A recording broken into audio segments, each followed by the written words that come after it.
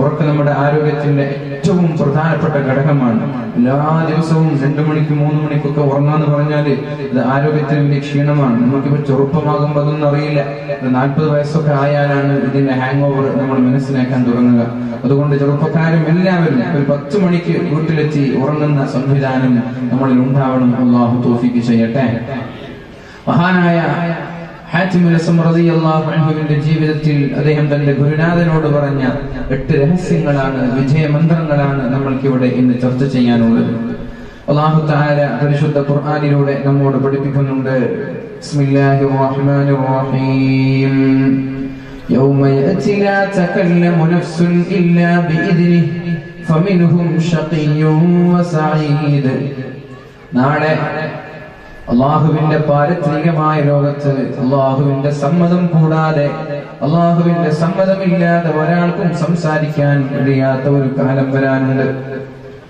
اليوم نختم على أفواههم وتكلمنا أيديهم وتشهد أرجلهم بما كانوا يكسبون. അന്ന് നമ്മുടെ ചുണ്ടുകൾക്ക് അള്ളാഹു സീൽ വെക്കുകയും നമ്മുടെ കൈകൾ അള്ളാഹുവിനോട് സംസാരിക്കുകയും കാലുകൾ ഈ പറഞ്ഞതിനെല്ലാം സാക്ഷി നിൽക്കുകയും ചെയ്യുന്നൊരു കാലം നമ്മൾക്കറിയാം.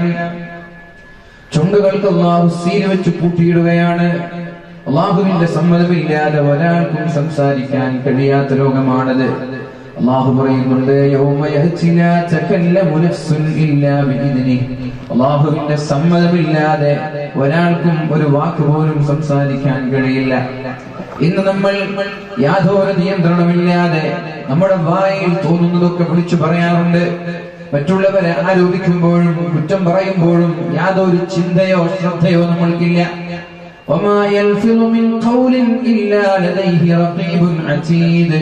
നമ്മളൊരു വാക്ക് പറയുമ്പോൾ നമ്മുടെ മുമ്പിൽ റഖീബും അതീദും ഉണ്ട് എന്നൊരു ചിന്ത നമ്മൾക്കുണ്ടാവണം.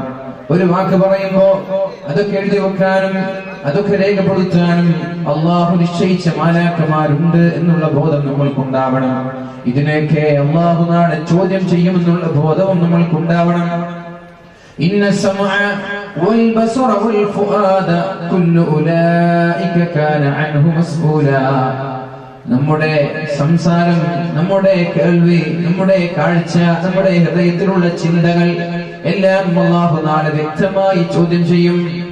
ആ സമയത്ത് ഇതിന് മറുപടി പറയാതെ ഒരാൾക്കും രക്ഷപ്പെടാൻ കഴിയില്ല എന്ന് അല്ലാഹു പറയുമ്പോ അല്ലാഹു സുബ്ഹാനഹു വ തആല പറയുകയാണ്, അല്ലാഹുവിന്റെ സമ്മതമില്ലാതെ ഒരാൾക്കും സംസാരിക്കാൻ കഴിയാത്ത ഒരു ലോകം നമ്മളുടെ അടുത്തേക്ക് വരാനുണ്ട്. അവിടെ 2 വിഭാഗം ആളുകളാണുള്ളത്. ഫമിൻഹും ശഖിയ്യുൻ വസഈദ്. അവിടെ വിജയിയുണ്ട്, അവിടെ പരാജിതനുണ്ട്. ശഖിയ് എന്ന് പറഞ്ഞാൽ പരാജയപ്പെട്ടു പോയവൻ, സഈദ് എന്ന് പറഞ്ഞാൽ വിജയിച്ചവൻ. വിജയിയുണ്ട്, പരാജിതനുണ്ട്. നമ്മളൊക്കെ ആഗ്രഹിക്കുന്നത് വിജയിക്കാനാണ്, പരാജയപ്പെടാനല്ല. ദുനിയാവിലും ആഖിറത്തിലും വിജയിക്കണമെന്ന് ആഗ്രഹിക്കുന്ന പ്രാർത്ഥിക്കുന്നവരാണ് നമ്മളൊക്കെ. റബ്ബനാ ആതിനാ ഫിദ്ദുനിയാ ഹസനതൻ വഫിൽ ആഖിറതി ഹസനതൻ വഖിനാ അദാബന്നാർ. അല്ലാഹുവേ, ദുനിയാവിലും ആഖിറത്തിലും നീ ഞങ്ങൾക്ക് വിജയം താ അല്ലാഹ്. നമ്മുടെ പ്രാർത്ഥനയാണ്. ദുനിയാവിലും വിജയം വേണം, ആഖിറത്തിലും വിജയം വേണം. ചില ആളുകൾ ദുനിയാവ് മാത്രം ചോദിക്കുന്നവരുണ്ട്. ജനങ്ങളിൽ ചില ആളുകൾ അവർ ദുആ ചെയ്യുന്നുണ്ട്, റബ്ബനാ ആതിനാ ഫിദ്ദുനിയാ ഹസന. അല്ലാഹുവേ, എന്റെ ദുനിയാവ് നീ ഉഷാറാക്കണം റബ്ബേ, എന്റെ ദുനിയാവ് നീ വിജയത്തിലാക്കണം അല്ലാഹ് എന്നിങ്ങനെ ദുനിയാവിന് വേണ്ടി മാത്രം ദുആ ചെയ്യുന്ന ആളുകളുണ്ട്, പ്രാർത്ഥിക്കുന്ന ആളുകളുണ്ട്. അല്ലാഹു പറയാണ്, അത്തരം ആളുകൾക്ക് ആഖിറത്തിൽ യാതൊരു സ്ഥാനമില്ല, അല്ലാഹു അവരെ പരിഗണിക്കുകയേ ഇല്ല എന്ന്. വമാ ലഹു ഫിൽ ആഖിറതി മിൻ ഖലാഖ്. അല്ലാഹു അവരെ ശ്രദ്ധിക്കുകയേ ഇല്ല എന്ന് പരിശുദ്ധ ഖുർആൻ. എന്നാൽ ജനങ്ങളിൽ ചില ആളുകൾ വമിനൻ നാസി മൻ യഖൂൽ ربنا آتنا في الدنيا حسنة وفي الآخرة حسنة وقنا عذاب النار. അല്ലാഹുവേ ദുനിയാവിലും ആഖിറത്തിലും വിജയം താ അല്ലാഹ്. ഈ ദുആ ചെയ്യുന്ന ആളുകൾക്ക് അല്ലാഹു ആഖിറത്തിലും ദുനിയാവിലും അതിന്റെ ഓഹരി നൽകുമെന്ന് പരിശുദ്ധ ഖുർആൻ നമ്മോട് പഠിപ്പിക്കുന്നുണ്ട്. അപ്പോൾ അതുകൊണ്ട് നമ്മൾ എന്ത് ദുആ ചെയ്യണം? അല്ലാഹുവിനെ ദുനിയാവിലും വിജയത്തിലാക്കുക, ആഖിറത്തിലും വിജയത്തിലാക്കുക. ആഖിറത്തിൽ മാത്രം വിജയത്തിലാക്കി ദുനിയാവിൽ ഒരുപാട് കഷ്ടപ്പെട്ടിട്ട് കാര്യമുണ്ടോ? ദുനിയാവ് വളരെ പ്രയാസമാണ്. എങ്ങനെയൊക്കെ തട്ടിമുട്ടി ജീവിച്ച് ആഖിറത്തിൽ രക്ഷപ്പെടും. ആഖിറത്തിൽ വലിയ ഉപകാരമാണ്. നമ്മൾക്ക് രണ്ട് സ്ഥലത്തും വിജയിച്ചാൽ അത് വലിയ നേട്ടമല്ലേ? ഇവിടെയും ഖൈർ, അവിടെയും ഖൈർ, വലിയ സുഖമല്ലേ? ഇവിടെ പ്രയാസപ്പെട്ടാൽ അവിടെ രക്ഷപ്പെടുമെന്ന് ഉറപ്പാണ്. ഇവിടെ അല്ലാഹുവിന് വേണ്ടി നമ്മുടെ വിലപ്പെട്ട സമയങ്ങളെ അല്ലാഹുവിന് വേണ്ടി ചെലവഴിക്കാൻ നമ്മൾ തയ്യാറായാൽ അവിടെ വിജയിക്കുമെന്ന് ഉറപ്പ് തന്നെയാണ്. എന്നാൽ ദുനിയാവിലും വിജയം ആഖിറത്തിലും വിജയം, രണ്ട് ലോകത്തും ഇരു ലോകത്തും വിജയിച്ചാൽ അതല്ലേ നമ്മൾക്ക് ഖൈർ. അതുകൊണ്ട് അല്ലാഹുവിനോട് ദുനിയാവിലും ആഖിറത്തിലും വിജയിക്കാൻ വേണ്ടി നമ്മൾക്ക് ദുആ ചെയ്യാം. അല്ലാഹു തൗഫീഖ് നൽകട്ടെ. വല്ലദീന ഹും ബിസ്സകാത്തി ഫാഇലൂൻ. സകാത്തിന്റെ കാര്യം പറയുമ്പോൾ അല്ലാഹു സുബ്ഹാനഹു വ തആല പറയുന്നത് സകാത്ത് ചെയ്യുന്ന ആളുകൾ എന്ന്. അഥവാ ഒരുപാട് ബിസിനസ്സുകൾ നടത്തി സമ്പാദ്യങ്ങൾ ഉണ്ടാക്കണമെന്നാണ് ഇസ്ലാം പറയുന്നത്. സകാത്ത് ഉള്ളതിൽ നിന്ന് കൊടുക്കണമെന്നില്ല. സകാത്ത് ഒരുപാട് അധ്വാനിച്ച് ബിസിനസ് നടത്തി സമ്പാദ്യങ്ങൾ ഒരുമിച്ച് കൂട്ടി അതിൽ നിന്ന് പാവപ്പെട്ടവർക്ക് സകാത്ത് കൊടുക്കണം. അത് ഖൈറല്ലേ?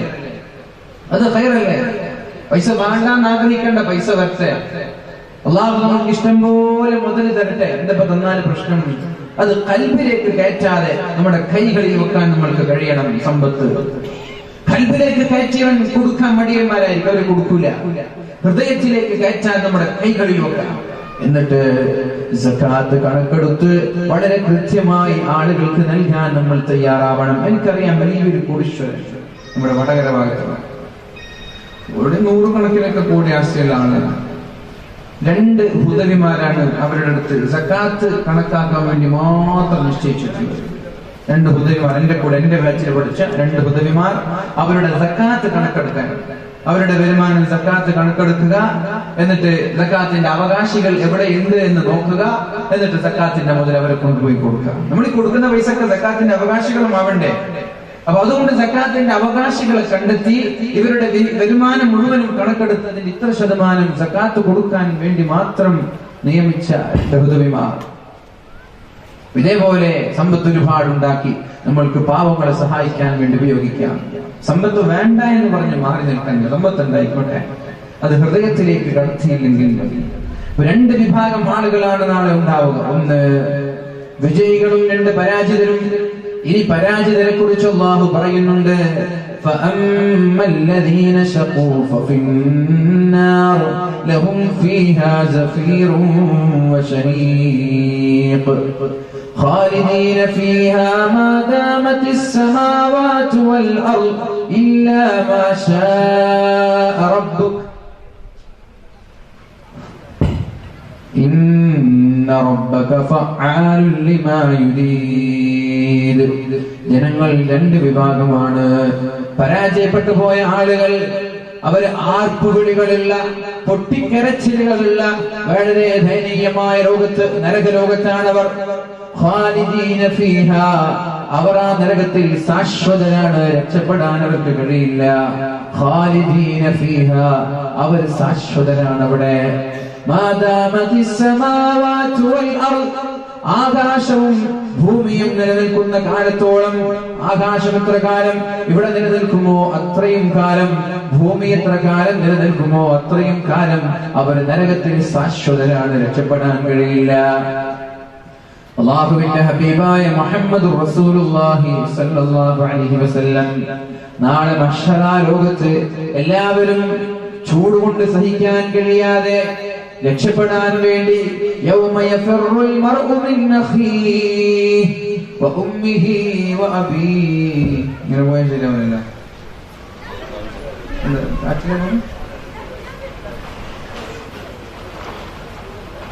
യൗമ യഫറുൽ മർഉ മിൻ അഖീഹി വ ഉമ്മിഹി വ അബീഹി വ സാഹിബതിഹി വ ബനീഹി. ഉമ്മയിൽ നിന്ന്, ജ്യേഷ്ഠന്മാരിൽ നിന്ന്, മാതാപിതാക്കളിൽ നിന്ന്, കുടുംബക്കാരിൽ നിന്ന് എല്ലാവരും നെട്ടോട്ടമോടുന്ന ഒരു സമയം.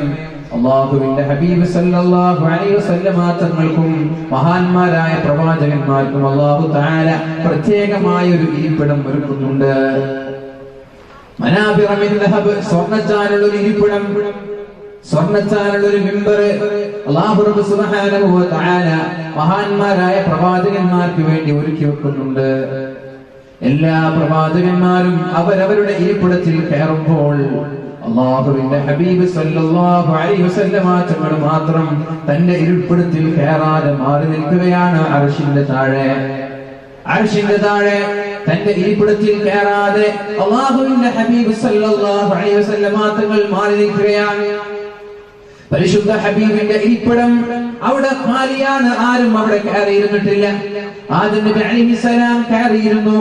മഹാന്മാരായ പ്രവാചകന്മാർ നൂഹ് നബിയെ പോലെ, ഈസാ നബിയെ പോലെ, മൂസാ നബിയെ പോലെയുള്ള പ്രഗൽഭരായ പ്രവാചകന്മാർ 1,00,000 ചില്ലാനും പ്രവാചകന്മാർ അവരവരുടെ ഇരിപ്പിടത്തിൽ കയറിയിരുന്നു.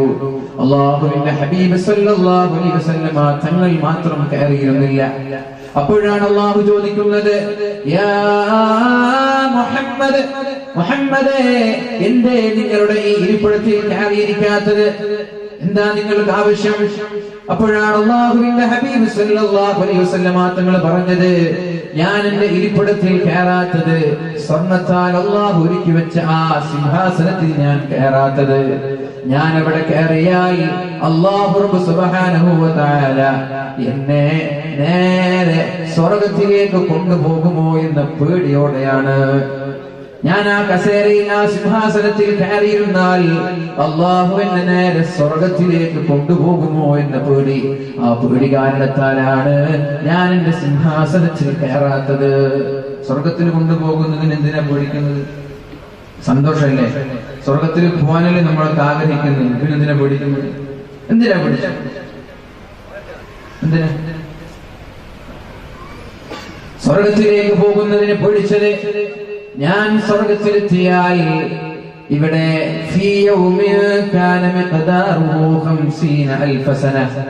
ഒരു ദിവസം തന്നെ 50,000 വർഷത്തിന്റെ ദൈർഘ്യമുള്ള ഭയാനകമായ ഈ മഹ്ശറാലോകത്ത് എന്റെ സമുദായം അനാഥരാകുമല്ലോ എന്ന പേടിയാണ്.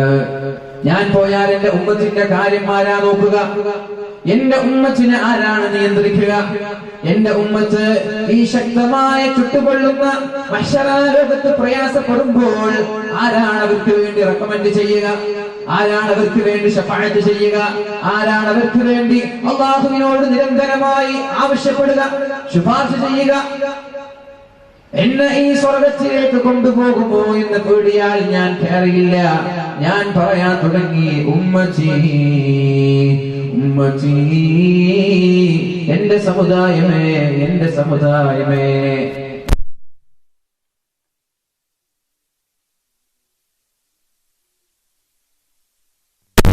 ഈ ഹബീബിനെ മനസ്സിലാക്കണം നമ്മൾ. നമ്മൾക്ക് വേണ്ടി ജീവിതം മാറ്റിവെച്ച് സ്വർഗത്തിലേക്ക് പോകാനുള്ള അവസരം അള്ളാഹു നൽകുമ്പോൾ അത് സ്വീകരിക്കാതെ ഉമ്മത്തിനെ കുറിച്ച് ഓർത്തുപോയ പരിശുദ്ധ റസൂലുള്ളാഹി സല്ലല്ലാഹു അലൈഹി വസല്ലം തങ്ങൾക്ക് തൃപ്തികരമായ രീതിയിലാണോ നമ്മൾ ഇവിടെ ജീവിക്കുന്നത്? നമ്മുടെ പ്രവർത്തനങ്ങൾ കണ്ട് അല്ലാഹുവിന്റെ ഹബീബ് സന്തോഷിക്കുമോ? നമ്മുടെ പ്രവർത്തനങ്ങൾ കണ്ട് എൻ്റെ ഹബീബിന് ദുഃഖമാണോ ഉണ്ടാവുക, അല്ല സന്തോഷമാണോ? ആലോചിക്കേണ്ട വിഷയമാണ്. നമ്മളൊരു കാര്യം ചെയ്യുമ്പോൾ നമ്മളിവിടെ പ്രവർത്തിക്കുന്നത് പരിശുദ്ധ റസൂലുള്ളാഹി സല്ലല്ലാഹു അലൈഹി വസല്ലമ തങ്ങൾ പറഞ്ഞതുപോലെയാണോ? ഇതൊക്കെ പരിശുദ്ധ ഹബീബ് റൗളയിൽ നിന്ന് കാണുമ്പോ ഹബീബിനെ വേദനിക്കൂലേ? അതുകൊണ്ട് എൻ്റെ ഹബീബിന് ഇഷ്ടമില്ലാത്തത് ഞാൻ ചെയ്യൂല എന്ന ഒരു പ്രതിജ്ഞ എടുക്കാൻ നമ്മൾക്ക് കഴിയണം. എൻ്റെ ഹബീബ് കാണുമ്പോ എൻ്റെ ഹബീബിന് ഇഷ്ടമില്ലാത്തത്, എൻ്റെ ഹബീബ് കാണാൻ ആഗ്രഹിക്കാത്തത് എൻ്റെ ഹബീബ് ചെയ്യരുത് എന്ന് പറഞ്ഞത് ഞാൻ ചെയ്യില്ല.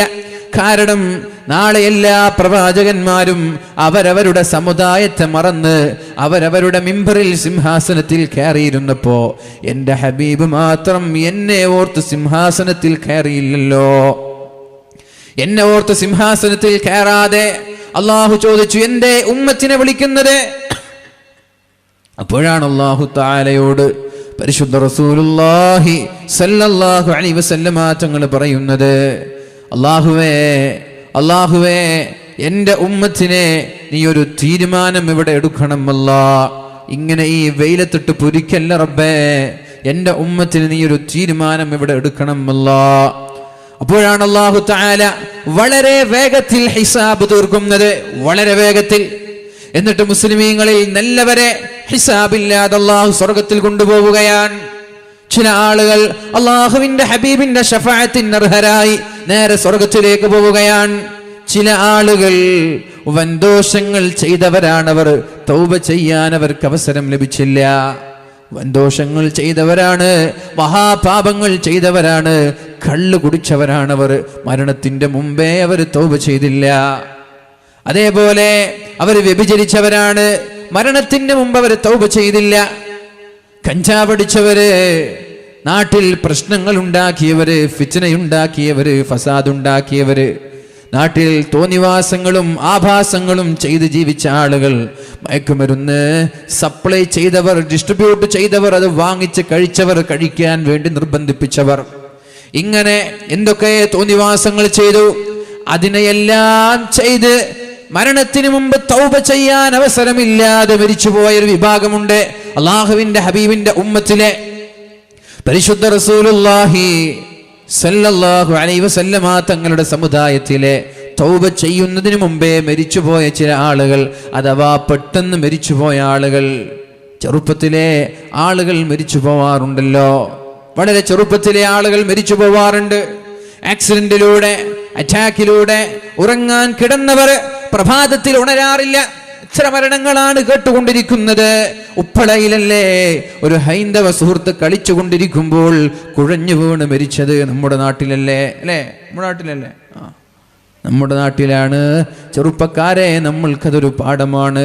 കളിക്കുമ്പോ, സിനിമ കാണുമ്പോ, മയക്കുമരുന്ന് ഉപയോഗിച്ച് തോന്നിവാസങ്ങൾ ചെയ്ത് തൗബ ചെയ്യുന്നതിന് മുമ്പേ ഇത്തരം ഒരു മരണം നമ്മെ പിടികൂടിയാലോ, ഇത്തരം ഒരു മരണം നമ്മെ വേട്ടയാടിയാലോ നരകം ഉറപ്പല്ലേ? നരകം ഉറപ്പല്ലയോ? ഇത്തരം ആളുകൾ നരകത്തിലേക്ക് പോകുമ്പോ അവിടെ നിന്ന് നരകത്തെ കാക്കുന്ന മലക്ക് ചോദിക്കുമത്രേ, നിങ്ങളാരാ?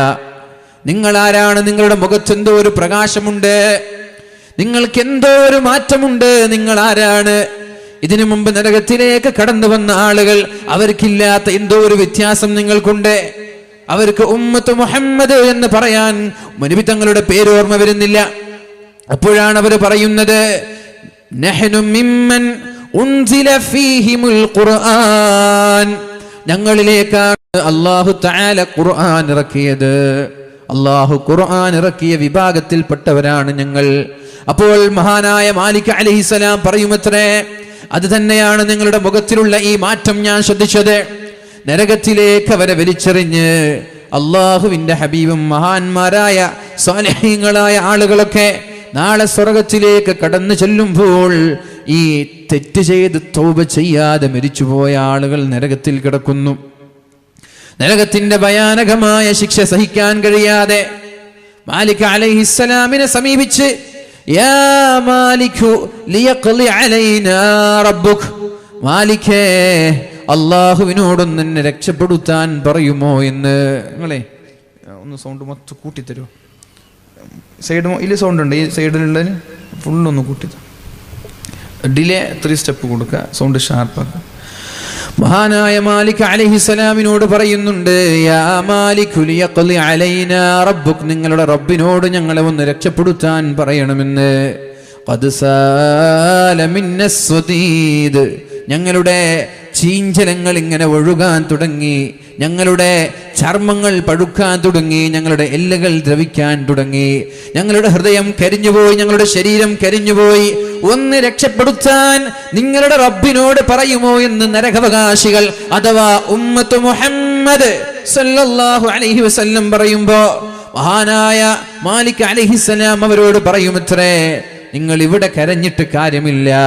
ഈ കരച്ചിൽ ദുനിയാവിൽ വെച്ച് കരഞ്ഞിരുന്നെങ്കിൽ നിങ്ങൾ ഇന്ന് നരകത്തിൽ വീഴാതെ രക്ഷപ്പെടുമായിരുന്നില്ലേ? നിങ്ങളുടെ ഈ കരച്ചിൽ, നിങ്ങളുടെ ഈ വെപ്രാളം, നിങ്ങളുടെ ഈ വേവലാതി, നിങ്ങളുടെ ഈ ദുഃഖം, ഇതെല്ലാം നിങ്ങൾ ഭൂമിയിൽ വെച്ച് ചെയ്തിരുന്നെങ്കിൽ ഇവിടെ എത്താതെ നിങ്ങൾക്ക് രക്ഷപ്പെടാമായിരുന്നില്ലേ? ഈ കരച്ചിൽ ദുനിയാവിലായിരുന്നുവെങ്കിൽ നിങ്ങൾക്ക് രക്ഷപ്പെടാമായിരുന്നു എന്ന് മാലിക് അലൈഹിസ്സലാം ഈ നരകാവകാശികളോട് പറയുമത്രേ. പരിശുദ്ധ റസൂലുള്ളാഹി സ്വല്ലല്ലാഹു അലൈഹി വസല്ലം പറഞ്ഞിട്ടില്ലയോ, 3 കണ്ണുകൾ നാളെ നരകത്തിൽ കിടക്കൂല എന്ന്. 3 കണ്ണുകൾ നരകത്തിൽ കിടക്കൂല എന്ന്. ഹറാമിൽ നിന്ന് കണ്ണിനെ നിയന്ത്രിക്കുന്ന ആളുകൾ, ഹറാമ് കാണുമ്പോൾ എന്റെ കണ്ണ് അതിലേക്ക് കടന്നു പോകാതെ നിയന്ത്രിക്കാൻ കഴിഞ്ഞവൻ. അതേപോലെ വഅൈനുൻ ബക്കത് മിൻ ഖശിയത്തില്ലാഹ്, അല്ലാഹുവിനെ പേടിച്ച് കരഞ്ഞ കണ്ണുകൾ. ഒരു സെക്കൻഡെങ്കിൽ ഒരു സെക്കൻഡ്, ഒരു മിനിറ്റെങ്കിൽ ഒരു മിനിറ്റ്, ഒരിറ്റ് കണ്ണുനീര് സർവശക്തനായ സൃഷ്ടാവായ അല്ലാഹുവിനെ ഓർത്ത് കരഞ്ഞാൽ റബ്ബനാ മാ ഖലഖത ഹാദാ ബാതിലാ സുബ്ഹാനക ഫഖിനാ അദാബൻ നാർ ഇന്ന ഫീ ഖൽഖിസ് സമാവാതി വൽ അർദ് വഖ്തിലാഫിൽ ലൈലി വൻ നഹാർ لآيات لأولي الألباب الذين يذكرون الله قياما وقعودا وعلى جنوبهم ويتفكرون في خلق السماوات والأرض ربنا ما خلقت هذا باطلا سبحانك فقنا عذاب النار. ദുനിയാവിന്റെ സൃഷ്ടിപ്പിനെ കുറിച്ച് ഓർത്തത്ഭുതപ്പെടുന്ന ആളുകൾ, ആകാശങ്ങളെ കുറിച്ച്, ഭൂമിയെ കുറിച്ച്, അള്ളാഹു നൽകുന്ന അനുഗ്രഹങ്ങളെ കുറിച്ച്, രാപ്പകലുകളുടെ വ്യത്യാസങ്ങളെ കുറിച്ച്, രാത്രിയാകുന്നു, രാവിലെയാകുന്നു, പ്രഭാതമാകുന്നു, പ്രദോഷമാകുന്നു, ഇതിലൊക്കെ നമ്മൾക്ക് പാഠമില്ലയോ? രാത്രിയാകുന്നത്, രാവിലെയാകുന്നത്, ചന്ദ്രൻ വരുന്നത്, സൂര്യൻ വരുന്നത്, ഇതിലൊക്കെ നമ്മൾക്ക് പാഠമില്ലയോ? ഇതിനെക്കുറിച്ച് ആലോചിക്കുന്ന ആളുകൾ എന്നിട്ട് പറയാണ്, അള്ളാഹുവിനെ കുറിച്ച് ആലോചിച്ചിട്ട് റബ്ബനാ മാ ഖലഖത ഹാദാ ബാതിലാ, അല്ലാഹുവേ ഇതൊന്നും നീ വെറുതെ സൃഷ്ടിച്ചതല്ലല്ലോ റബ്ബേ, അതുകൊണ്ട് നീ ഞങ്ങളെ നരകത്തിൽ നിന്ന് കാക്കണേ. ഈ ആയത്ത് ഓതി അല്ലാഹുവിന്റെ ഹബീബ് ഒരു ദിവസം മുഴുവനും കരഞ്ഞുപോയിട്ടുണ്ട്. ഇശാ നിസ്കാരം കഴിഞ്ഞ് ആയിഷ ബീവിയോട് ചോദിച്ചതാണ്, ആയിഷ ഇന്ന് രാത്രി ഞാൻ നിസ്കരിക്കട്ടെ, നിസ്കരിക്കാൻ എനിക്ക് സമ്മതം തരുമോ എന്ന് ആയിഷ ബീവിയോട് ചോദിച്ചപ്പോ മഹദിയായ ആയിഷ ബീവി റളിയല്ലാഹു അൻഹ മറുപടി പറഞ്ഞത്, യാ റസൂലല്ലാഹ്, അല്ലാഹുവിന്റെ ഹബീബേ, അങ്ങ് എന്റെ കൂടെ, എന്റെ പുതപ്പിൽ, എന്റെ വിരിപ്പിൽ എന്റെ കൂടെ കിടക്കണമെന്നാണ് ഞാൻ ആഗ്രഹിക്കുന്നത്. ഇനി അങ്ങേക്ക് ഇഷ്ടം നിസ്കരിക്കാനാണെങ്കിൽ അങ്ങയുടെ ഇഷ്ടം പോലെ ഞാനും തീരുമാനിച്ചു, എന്റെ ഇഷ്ടവും അത് തന്നെയാണ്. അഥവാ എന്റെ ഇഷ്ടം അങ്ങയുടെ ഇഷ്ടത്തിന് വേണ്ടി ഞാൻ മാറ്റിവെക്കുകയാണ്. ഭാര്യമാർ അങ്ങനെയും ചെയ്യാം. എൻ്റെ ഇഷ്ടം അത് തന്നെ കേൾക്കണമെന്ന് വാശി പിടിക്കണ്ട, ഞാൻ ഇഷ്ടപ്പെട്ടത് അത് തന്നെ വേണമെന്ന് വാശി പിടിക്കണ്ട. കുറച്ച് ഭർത്താവിൻ്റെ ഇഷ്ടത്തിന് എനിക്കും വഴങ്ങിക്കൊടുക്കാലോ, തിരിച്ചങ്ങോട്ടും വൈസാവേഴ്സ രണ്ടുപേരും. ആയിഷ ബീവിയോട് ചോദിച്ചു ഞാൻ, അങ്ങനെ അത് വേറെ വിഷയമാണ്, അത് വേറെ വിഷയമാണ്. രാത്രി ഈ തെണ്ടിത്തിരിഞ്ഞ് നടക്കുന്ന ഭർത്താക്കന്മാരോടുള്ള വിഷയമാണത്. കല്യാണം കഴിഞ്ഞാൽ പിന്നെ ഇങ്ങനെ ക്ലബിലും ബസ് സ്റ്റാൻഡിൽ ഇരിക്കരുത്, ഉപ്പളയിലും ടൗണിലും പോയിരിക്കരുത്. വേഗം വീട്ടിൽ വന്നിട്ട് ഭാര്യമാരുടെ കൂടെ, മക്കളുടെ കൂടെ ചെലവഴിക്കണം. നബിതങ്ങൾ ഒരു രാത്രി നിസ്കരിക്കാൻ വേണ്ടിയിട്ട് സമ്മതം ചോദിക്കുകയാണ്. ആരോട്? ഭാര്യയോട്. ഞാൻ നിസ്കരിക്കട്ടെ, റൂമിലുണ്ട്, കൂടെ ഉണ്ട്, ഇന്നെനിക്ക് നിന്റെ കൂടെ കിടന്നുറങ്ങാതെ നിസ്കരിക്കാൻ സമ്മതം തരുമോ? നമ്മൾ മൊബൈൽ ഫോണിൽ കളിക്കാൻ സമ്മതം ചോദിക്കേണ്ടപ്പോൾ കൂടെ കിടന്നിട്ട് മൊബൈൽ ഫോണിൽ വാട്സപ്പിൽ കളിക്കാൻ, ഫേസ്ബുക്കിൽ കളിക്കാൻ, അല്ലെങ്കിൽ ക്ലബിൽ പോയതാണ്, ചങ്ങാതിമാരുടെ കൂടെ കളി കാണാൻ പോയതാണ്, ഫുഡ് അടിക്കാൻ പോയതാണ്. ഈ സമയത്തൊക്കെ വിളിച്ചിട്ട് ഭാര്യമാരോട് സമ്മതം ചോദിക്കാറുണ്ടോ? അല്ല, ഞാൻ ഇന്ന് ഭക്ഷണം കഴിച്ചിട്ട് വരാട്ടോ. നേരത്തെ പറയൂ, ഇല്ല. ഭാര്യ വിളിക്കും, ചോറ സ്വസ്ഥത തരൂല, എന്നിട്ട് ഫോൺ എടുക്കും, ഞാൻ ഇന്ന് വരൂല, ഞാൻ വേറെ, ഞാൻ പുറത്താണ്. ഇങ്ങനെയൊക്കെ ദേഷ്യപ്പെടുന്ന ആളുകളല്ലേ ഭൂരിഭാഗം ആളുകളും. ഇത് ചെയ്യാൻ പാടുണ്ടോ? ഇത് ചെയ്യാൻ പാടുണ്ടോ? സത്യത്തിൽ നമ്മൾ ചെയ്യുന്നത് മഹാപാപമാണ്. കല്യാണം കഴിഞ്ഞ ആളുകൾ പ്രത്യേകിച്ച്. ഇനി കല്യാണം കഴിയാത്ത ആളുകൾക്ക് ലൈസൻസ് അല്ല, അവർ ഇശാ കഴിഞ്ഞാൽ പിന്നെ വീട്ടിലെത്തണം. അങ്ങനെയാണ് നമ്മുടെ സിസ്റ്റം, അങ്ങനെയാണ്. നമ്മുടെ അനൂപ് സർ ആ വിഷയം സൂചിപ്പിക്കാൻ പിന്നെ പറഞ്ഞിട്ടുണ്ട്. ഉമ്മമാർക്ക് എന്തേ നമ്മുടെ മക്കൾ ഒരു 8 മണിക്ക് ഇശാ നിസ്കാരം കഴിഞ്ഞാൽ വീട്ടിലേക്ക് എത്തിക്കാൻ എന്തേ നമ്മുടെ രക്ഷിതാക്കൾക്ക് കഴിയാത്തത്? അതെന്താ സാധിക്കാത്ത? കുറച്ച് വലുതായി താടി മിഷൊക്കെ വന്നാൽ പിന്നെ പറഞ്ഞാൽ കേൾക്കൂല. ശരിയാണ്, ഒരു 10-15 വയസ്സ് വരെ നമ്മുടെ നിയന്ത്രണത്തിലുണ്ടാവൂലേ, അവരെ നിയന്ത്രിക്കാൻ നമ്മൾക്ക് കഴിയൂലേ? ഇശാ നിസ്കാരത്തിന് പള്ളിയിൽ പോയിട്ട് തിരിച്ചു വരുന്നില്ലെങ്കിൽ പള്ളി കേൾക്കണ്ട, വീട്ടിൽ നിസ്കരിച്ചോട്ടെ. അങ്ങനെ ആ ഖൈർ മതി, വീട്ടിൽ നിസ്കരിച്ച കൂലി മതി. ഇശാ നിസ്കരിക്കാൻ പള്ളിയിൽ പോയ മക്കൾ സമയത്തിന് വീട്ടിലേക്ക് വരുന്നുണ്ടെങ്കിൽ അവരെ പള്ളിക്ക് വിടണ്ട. മഗ്രിബ് നിസ്കരിക്കാൻ പോയിട്ട് ക്ലബ്ബിലിരിക്കാൻ, എന്നാൽ പള്ളിക്ക് മഗ്രിബിന് വിടണ്ട, വീട്ടിൽ വെച്ച് നിസ്കരിപ്പിച്ചാൽ മതി. അതാണ് അതിൻ്റെ ഖൈർ. ഇങ്ങനെ പള്ളി ഖൈറാണെന്ന് വിചാരിച്ച് വേറൊരു തെറ്റിലേക്ക് കൊണ്ടുപോയി എത്തിക്കരുത്. നമ്മുടെ മക്കൾ ചെറുപ്പത്തിൽ തന്നെ, ഉമ്മമാരെ വളരെ ശ്രദ്ധയോടെ ശ്രദ്ധിക്കണം. രക്ഷിതാക്കൾ, ഉപ്പന്മാരൊക്കെ വളരെ ശ്രദ്ധയോടെ ശ്രവിക്കേണ്ട ഒരു വിഷയമാണ്. നമ്മൾ ചെറുപ്പത്തിലെ അവരെ നമ്മൾ നിയന്ത്രിച്ചു കൊണ്ടുവരണം. ചെറുപ്പത്തിൽ അലഞ്ഞു തിരിയാൻ അവരെ വിടുകയും എന്നിട്ട് പെട്ടെന്നൊരു നിയന്ത്രണം അതവർക്ക് അംഗീകരിക്കാൻ കഴിയില്ല. ഒരു 18 വയസ്സായപ്പോൾ നാട്ടുകാരൊക്കെ പറയാൻ തുടങ്ങി, അല്ല ബാത്തുങ്ങളെ മോനല്ലേ എങ്ങനെയൊക്കെ കേൾക്കുന്നത്. അന്ന് മുതൽ സ്ട്രിക്റ്റ് ആയാൽ കേൾക്കാൻ കഴിയില്ല. അതുകൊണ്ട് വളരെ ചെറുപ്പത്തിൽ തന്നെ 7 വയസ്സ് മുതൽ തന്നെ നമ്മുടെ മക്കളെ ക്ലബ്ബുകളിലേക്ക് പറഞ്ഞേക്കാതെ, ബസ് സ്റ്റാൻഡിലേക്കും പീടികത്തിണ്ണയിലേക്കും റോഡ് സൈഡിലുള്ള കട്ടകളിലേക്കും ഇരിക്കാൻ വേണ്ടി പെർമിഷൻ കൊടുക്കാതെ അവരെ വീട്ടിലേക്ക് വിളിച്ച് 10 മണിക്ക് ശേഷം 9 മണിക്ക് ശേഷം ഇശാ നിസ്കാരം കഴിഞ്ഞാൽ ഒരു 10-15 മിനിറ്റ് സമയം കൊടുത്ത് വൈകി വരുന്ന ആളുകളെ ഒരു കാരണവശാലും വീട്ടിലേക്ക് അടുപ്പിക്കാതിരിക്കാനുള്ളൊരു ചങ്കൂറ്റം നമ്മൾ കാണിക്കണം. പോട്ട് അങ്ങനെയുള്ള മക്കൾ പോയിക്കോട്ടെ, നമുക്ക് ഉണ്ടായിട്ട് എന്താ കാര്യം? പറഞ്ഞ കേൾക്കാത്ത മക്കൾ നമുക്ക് ഉണ്ടായിട്ട് എന്താ കാര്യം? അവരെ തീറ്റിപ്പോറ്റിട്ട് എന്താ കാര്യം? ഈ തീറ്റിപ്പോറ്റി ഇവർ നമ്മൾക്കെതിരെ സാക്ഷി നിൽക്കൂലേ നാളെ മഹ്ശറയിൽ? അതുകൊണ്ട് അവരെ കൂടെ നിർത്തുക, ചെറുപ്പത്തിൽ തന്നെ കൂടെ നിർത്തുക. ദീനിയായാലേ ഈ മക്കളെ കൊണ്ട് നമ്മൾക്ക് ദുനിയാവിൽ ഉപകാരം ഉണ്ടാവുള്ളൂ, ആഖിറത്തിൽ ഉപകാരം ഉണ്ടാവുള്ളൂ. ഇല്ലെങ്കിൽ ദുനിയാവിലും ഇവർ നമ്മൾക്ക് അപമാനമാണ്, ആഖിറത്തിലെത്തിയാൽ നമ്മുടെ സ്വർഗം തടയുന്ന നമ്മുടെ ശത്രുക്കളാണ്. അള്ളാഹു പറഞ്ഞില്ലേ ഭാര്യമാരിൽ ശത്രുക്കളുണ്ടെന്ന്, അള്ളാഹു പറഞ്ഞില്ലേ മക്കളിൽ ശത്രുക്കളുണ്ടെന്ന്. എന്തേ ശത്രുക്കളായത്? ഇവരിവിടെ അലഞ്ഞു തിരിഞ്ഞ് അലവരാധികളായി തെണ്ടിത്തിരിഞ്ഞ് നടന്ന് പറഞ്ഞത് കേൾക്കാതെ തോന്നിവാസങ്ങൾ ചെയ്ത് നമ്മളതിന് അവരെ കയറൂരി വിടുകയും നമ്മൾ ഹജ്ജും ചെയ്ത് തസ്ബീഹും ചൊല്ലി നിസ്കരിച്ച് സ്വർഗം പ്രതീക്ഷിച്ച നാളെ മഹ്ശറയിലെത്തുമ്പോൾ അള്ളാഹുവിൻ്റെ മുമ്പിൽ ഓടി വന്ന് ഈ മക്കളെ നമ്മുടെ ശത്രുക്കളായി സ്വർഗത്തിലെത്തേണ്ട മക്കളെ നരകത്തിലേക്ക്, ഉപ്പമാരെ നരകത്തിലേക്ക് പറഞ്ഞേക്കുന്നത്. അതേ പദങ്ങൾ ഹദീസിൽ വന്നതാണ്. ലാ അദ്ഖുലുൻ നാറ ഹത്താ യദ്ഖുല അബീ മിൻ ഖബ്ലി. എൻ്റെ ഉപ്പ സ്വർഗത്തിൽ കിടക്കാതെ നരകത്തിൽ കിടക്കാതെ ഒരു കാരണവശാലും ഞാൻ നരകത്തിൽ കിടക്കൂല. മക്കൾ വാശി പിടിക്കാൻ, എൻ്റെ ഉമ്മ എന്നെ വഴികേടിലേക്ക് നയിച്ച, എന്നെ നന്നാക്കാൻ വേണ്ടി പരിശ്രമിക്കാത്ത എൻ്റെ ഉമ്മ നരകത്തിൽ കിടക്കാതെ ഞാൻ നരകത്തിൽ കിടക്കൂല.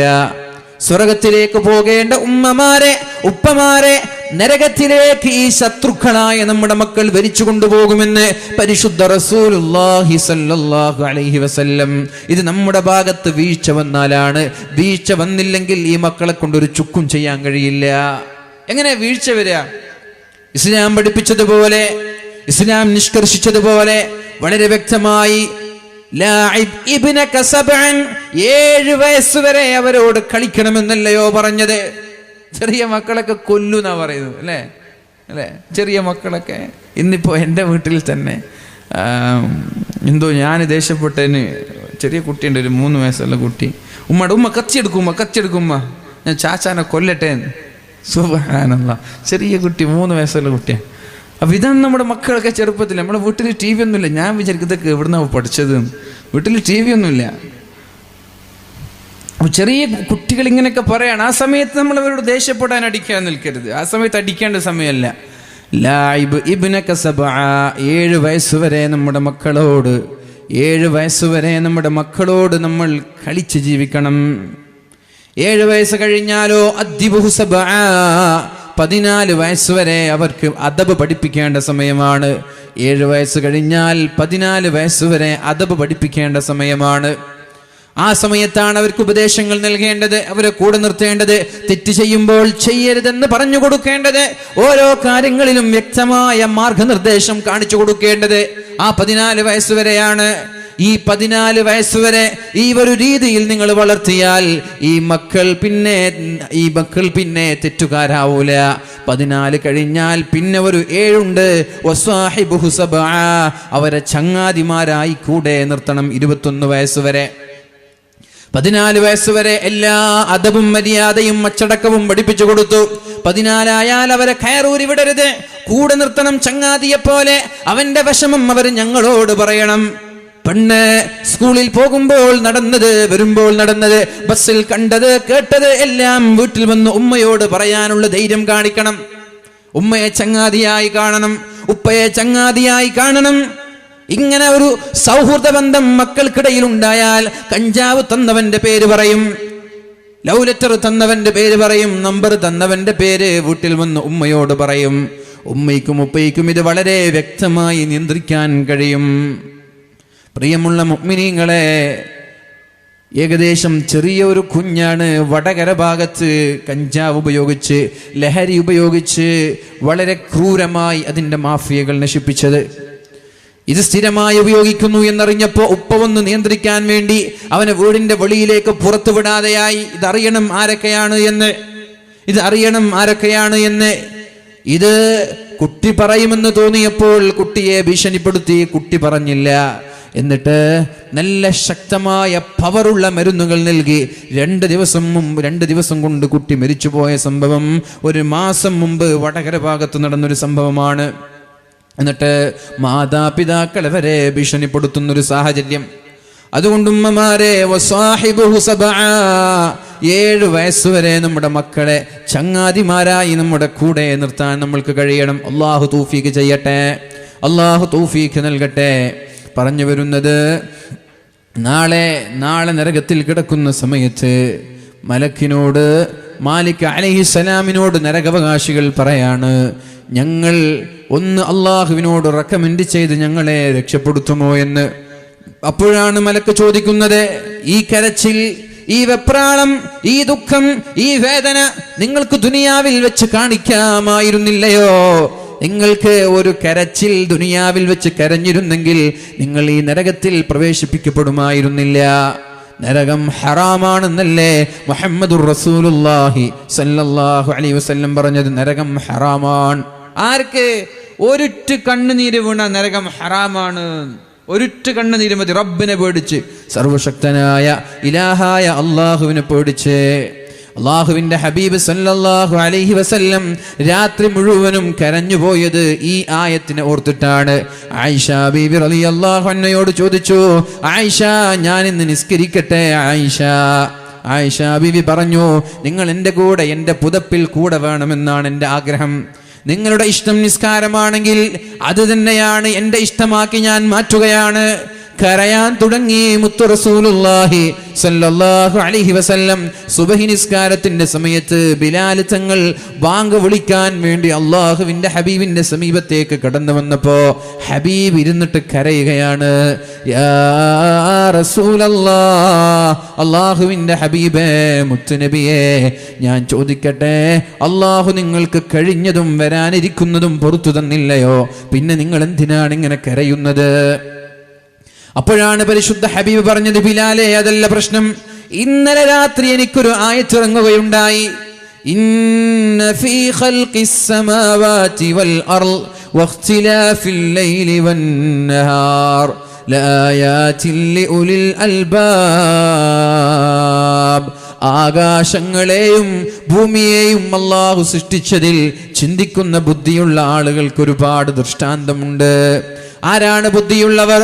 അല്ലദീന യദ്കുറൂനല്ലാഹ ഖിയാമാ, നിന്നുകൊണ്ട്, വഖുഊദൻ, ഇരുന്നുകൊണ്ട് അല്ലാഹുവിനെ ഓർക്കുന്ന ആളുകളാണവർ.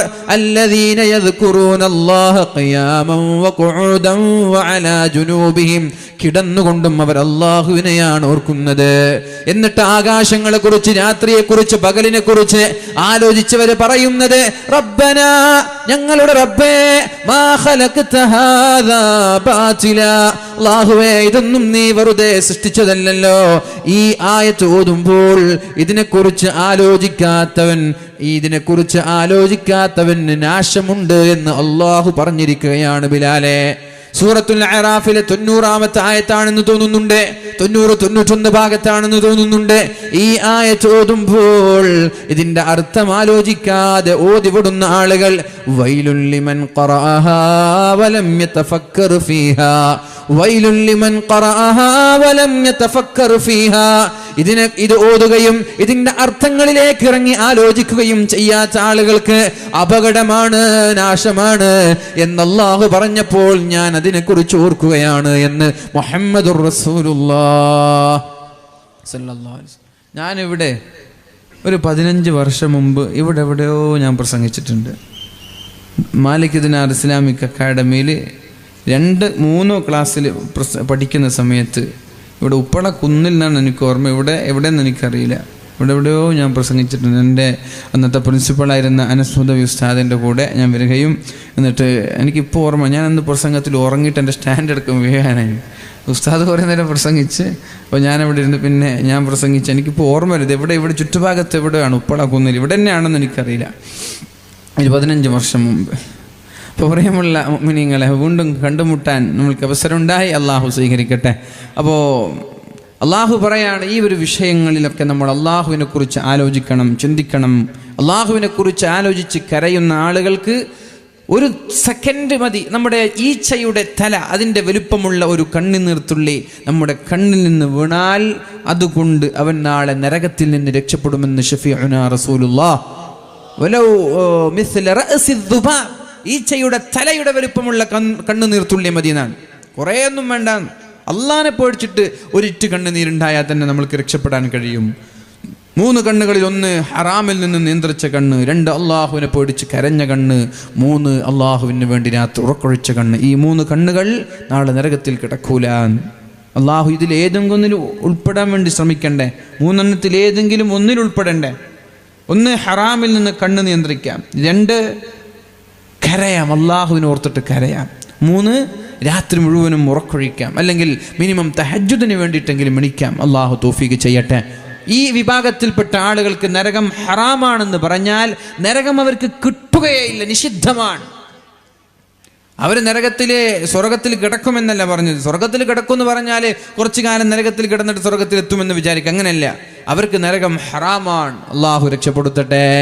മാലിക് അലൈഹിസ്സലാമിനോട് കരയുമ്പോൾ മാലിക് അലൈഹിസ്സലാം പറഞ്ഞത് ഇങ്ങനെയാണ്: ഈ ഒരു കരച്ചിൽ ദുനിയാവിൽ വെച്ച് കരയാമായിരുന്നില്ലയോ എങ്കിൽ നിങ്ങൾക്ക് രക്ഷപ്പെടാമായിരുന്നില്ലേ എന്ന് മഹാനായ മാലിക് അലൈഹിസ്സലാം ചോദിക്കുന്നുണ്ടവരോട്. ആ സമയത്താണ് ജിബ്രീൽ അലൈഹിസ്സലാം മാലിക് അലൈഹിസ്സലാമിന്റെ സമീപത്തേക്ക് കടന്നു വരുന്നത്. അല്ല ജിബ്രീലേ, ഇവിടെ ഉമ്മത്ത് മുഹമ്മദ് ഉണ്ടല്ലോ, മുഹമ്മദ് നബിയുടെ സമുദായം ഉണ്ടല്ലോ എന്ന്. അതെ, ഇവിടെ ചില ആളുകളുണ്ട്, അവരുടെ മുഖം പ്രകാശിതമാണ്. അവരുടെ മുഖം, അവരുടെ ഖൽബിന്, അവരുടെ ഹൃദയത്തിന്, അവരുടെ മുഖത്തിനൊരു പ്രകാശം, വ്യത്യസ്തമായ ഒരു ഭംഗിയുണ്ട്. എന്തേ? അവർ ഉമ്മത്ത് മുഹമ്മദാണ്. അവരുടെ നെറ്റിത്തടങ്ങൾ സുജൂദ് ചെയ്തവരാണ്. അവരുടെ ഹൃദയങ്ങളിൽ ഖുർആനിന്റെ ആയത്തുകളുണ്ട്. മാലിക് അലൈഹിസ്സലാം പറയാൻ, അവരുടെ ഹൃദയങ്ങളിൽ പരിശുദ്ധമായ ഖുർആനിന്റെ ആയത്തുകൾ ഉള്ളതുകൊണ്ട്, നെറ്റിത്തടങ്ങൾ അള്ളാഹുവിന് വേണ്ടി സുജൂദ് ചെയ്യാൻ ഉപയോഗിച്ചതുകൊണ്ട് അള്ളാഹുവിന്റെ ആ ഒരു മഹത്തായ അനുഗ്രഹം ലഭിച്ച ആളുകളാണവർ. ജിബ്രീൽ അലൈഹിസ്സലാമിനെ കാണുമ്പോൾ മഹാന്മാരായ മാലിക് അലൈഹിസ്സലാം നരകാവകാശികൾക്ക് പരിചയപ്പെടുത്തി കൊടുക്കുന്നുണ്ട്. ഇത് ജിബ്രീലാണ്, അള്ളാഹുവിന്റെ ഹബീബിന് സന്ദേശം എത്തിക്കുന്ന ആളാണ്. മുഹമ്മദ് നബിയുടെ പേര് കേട്ടപ്പോൾ നരകാവകാശികളൊക്കെ സന്തോഷം കൊണ്ട് അട്ടഹസിക്കാൻ തുടങ്ങി. എന്നിട്ട് ജിബ്രീലിനോട് പറഞ്ഞു, ജിബ്രീലേ, ഒന്ന് അള്ളാഹുവിന്റെ ഹബീബിനോട് ഞങ്ങളെ രക്ഷപ്പെടാൻ പറയുമോ, ഞങ്ങളെ രക്ഷപ്പെടുത്താൻ പറയുമോ? ഒന്നും വേണ്ട, ഉമ്മത്ത് മുഹമ്മദ് താങ്കളുടെ സമുദായം നരകത്തിലാണ് എന്ന് പറഞ്ഞാൽ മതി. പരിശുദ്ധ ഹബീബിനോട്, പരിശുദ്ധ റസൂലുള്ളയോട് സല്ലല്ലാഹു അലൈഹി വസല്ലം താങ്കളുടെ സമുദായം നരകത്തിലുണ്ട് എന്ന് സൂചിപ്പിക്കണമെന്ന് മഹാനായ ജിബ്രീൽ അലൈഹിസ്സലാമിനോട് പറയുമ്പോൾ ജിബ്രീൽ അലൈഹിസ്സലാം നേരെ സ്വർഗ്ഗത്തിലേക്കാണ് പോകുന്നത്. അവിടെയാണ് പരിശുദ്ധ റസൂലുള്ളാഹി സല്ലല്ലാഹു അലൈഹി വസല്ലമ തങ്ങളുള്ളത്.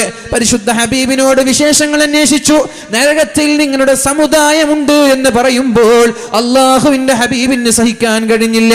പിന്നെ സ്വർഗ്ഗത്തിലാണ് എന്ന പരിസരബോധം പോലും ഇല്ലാതെ റസൂലുള്ളാഹി സ്വല്ലല്ലാഹു അലൈഹി വസല്ലമ തങ്ങൾ നേരെ നരകത്തിലേക്ക് കടന്നു വന്നിട്ട് നരകക്കാരന്റെ കൈ പിടിച്ച് എല്ലാ ആളുകളെയും സ്വർഗത്തിലേക്ക് കൊണ്ടുപോകുമെന്ന് മുഹമ്മദുർ റസൂലുള്ളാഹ്. അല്ലാഹു ഇവരിൽ പെടുത്താൻ വേണ്ടി ദുആ ചെയ്യണ്ട, ഇവരിൽ പെടാൻ വേണ്ടിയിട്ട് ദുആ ചെയ്യണ്ട. നമുക്ക് ഇവരിലല്ല പെടേണ്ടത്. നമുക്ക് ആരിലാ പെടേണ്ടത്? ഒരു സെക്കൻഡ് പോലും നരകത്തിൽ കിടക്കാത്ത സ്വർഗം നമ്മൾക്ക് ലഭിക്കണം. ഹിസാബില്ലാത്ത, അദാബില്ലാത്ത സ്വർഗം ലഭിക്കണം. അല്ലാഹുവേ, അവരിൽ ഞങ്ങളെ ഉൾപ്പെടുത്തണേ അല്ലാ, അവരിൽ ഞങ്ങളെ ഉൾപ്പെടുത്തണേ അല്ലാ.